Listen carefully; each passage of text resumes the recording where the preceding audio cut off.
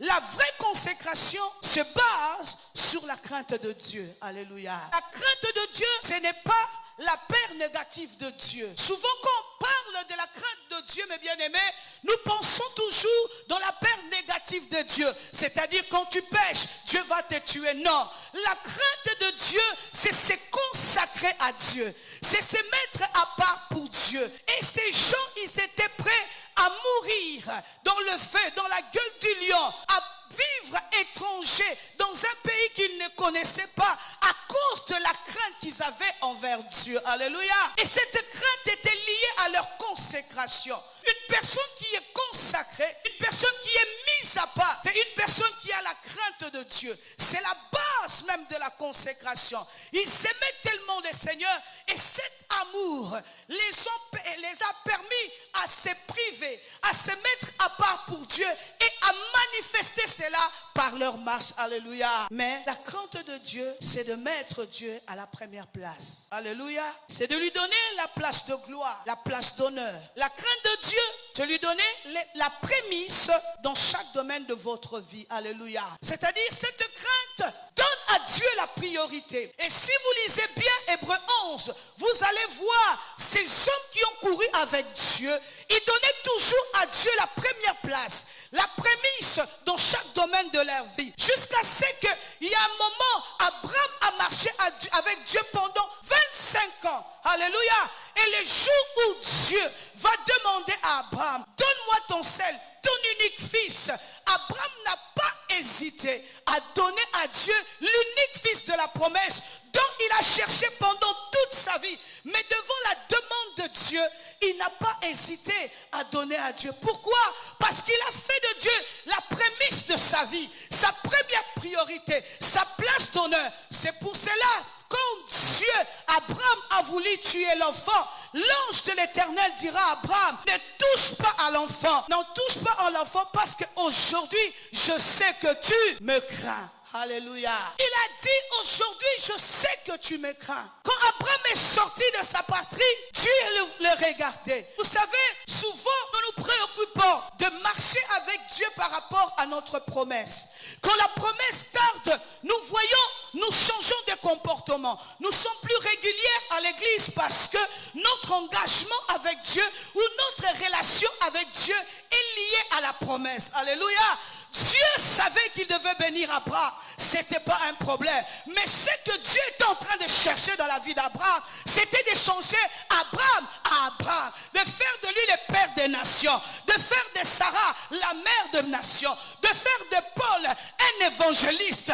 Dieu ne se préoccupait pas de ce que Abraham désirait, mais Dieu se préoccupait de ce que Abraham viendra. C'est pour cela Abraham devait se consacrer. Dieu nous donnera. Dieu savait qu'il donnera Isaac. C'est pour cela même quand Dieu a donné à Abraham Isaac, il a regardé, je veux voir si sa marche avec moi était liée à la promesse. Alléluia. Mais quand Abraham a donné Isaac, Dieu a dit à Abraham, aujourd'hui je sais que tu me crains. Alléluia. Parce que sa crainte envers le Seigneur a mis Dieu en première place, à la place d'honneur, à la place de la gloire. Il était prêt à se séparer de toutes les choses, juste de garder Dieu. Alléluia. La consécration, c'est de te priver de choses pour rester qu'avec Dieu. Alléluia. C'est ça la consécration, la crainte de Dieu. Alléluia.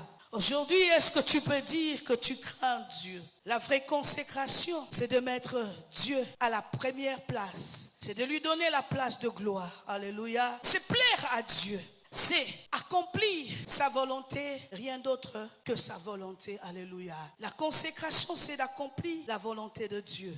C'est pourquoi ils étaient prêts à perdre leur vie. Parce qu'ils étaient dédiés à Dieu. Ils marchaient dans la crainte de Dieu. Abel, Médach, Shadrach, Nego, les compagnons de Daniel, ils étaient prêts à mourir. Et ils ont même dit au roi, même si Dieu ne nous délivre pas, nous n'adorerons pas ces statues. Alléluia. C'était plus la foi, c'était la consécration. Ils avaient accepté de donner leur vie à Dieu. Et cette consécration a amené la crainte de se sacrifier pour juste plaire plaire à Dieu. Tu ne peux pas te consacrer à Dieu si tu n'as pas la crainte de Dieu. Alléluia. C'est accepter la volonté de Dieu et se soumettre sans pour autant poser des questions. Abraham, en aucun moment, il a posé des questions. Il est sorti. Il est parti comme un aventurier. Il ne savait pas à quel moment ces choses arriveront. Mais il a marché parce que du fait qu'il avait accepté, il avait confié sa vie à Dieu et il ne dépendait plus de lui-même. La crainte de Dieu, la consécration, c'est de vous engager à donner votre vie à Dieu